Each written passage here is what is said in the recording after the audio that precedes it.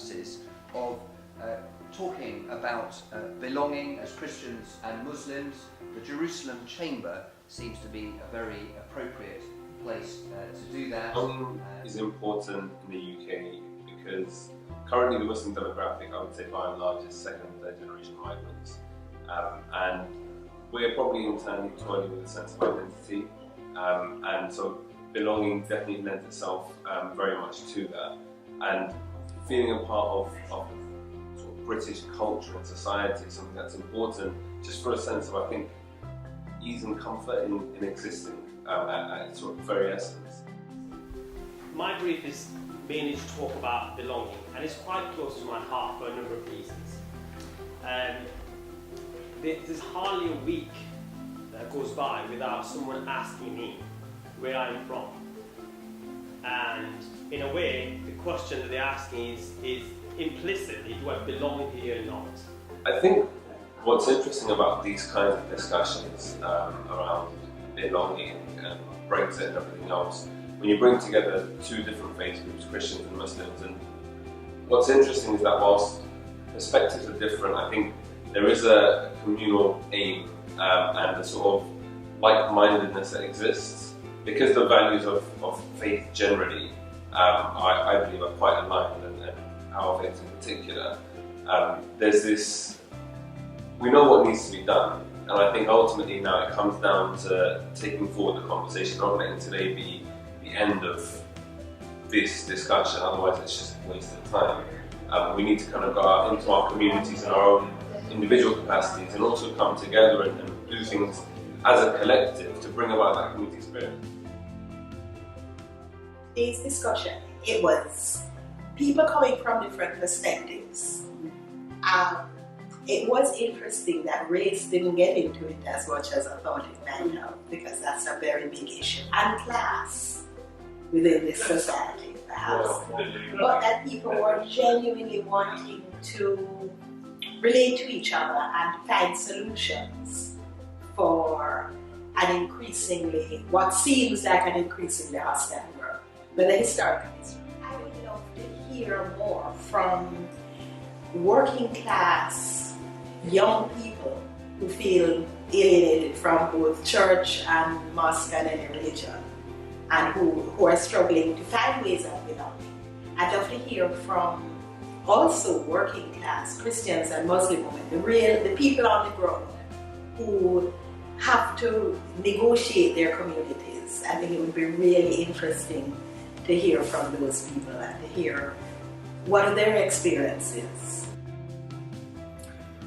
Belonging is important because at the end of the day, the church is described as a family, we're called to be family, but every human being is made in the image of God, and so there's something about being Christian, believing what we do about creation, that means our kind of viewpoint has got to extend to the whole of the human family in some way.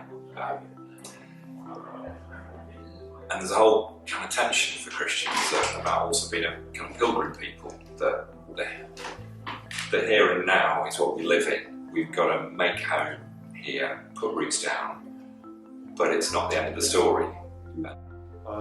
You helpfully illustrated the way in which sort of British far-right ideology and sort of extreme Islamist ideology actually cohere, agreeing on a certain view of the relationship between Islam and a country like Britain.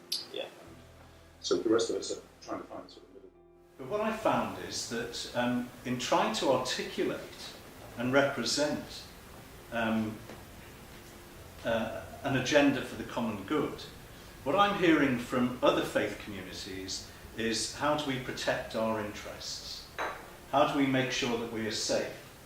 How do we make sure that as Muslims or as Jews, that we are protected? How do we maintain our kosher privileges and so on?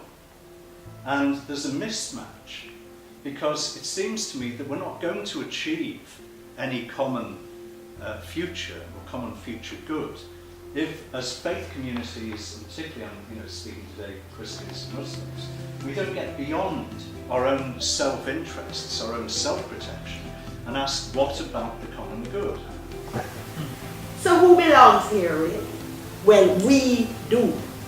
We multicolored, multi-religious panorama of people. We claim our place here, not as barely tolerated visitors, but as family.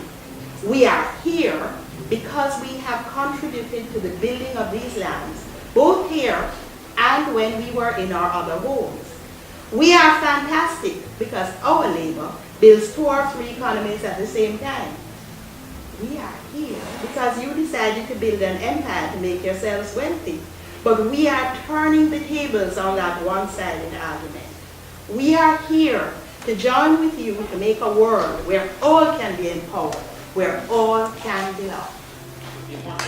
The early Muslims, due to persecution in Mecca, where Islam, where the Prophet proclaimed his prophethood, due to persecution, the Prophet asked and encouraged almost half of the Muslim population at that time to migrate to Ethiopia, which was at that time under Christian leadership.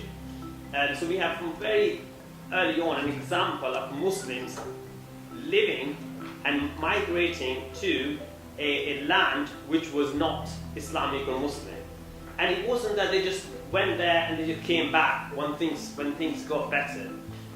When the Prophet, after Mecca, when he migrated to Medina, where he established not just an Islamic state, but the Islamic state at that time, not all of the Muslims who had migrated to Ethiopia came back. Important. Because every human being has to belong to some community. We're not individuals who live in isolation. But how we shape those communities really matters.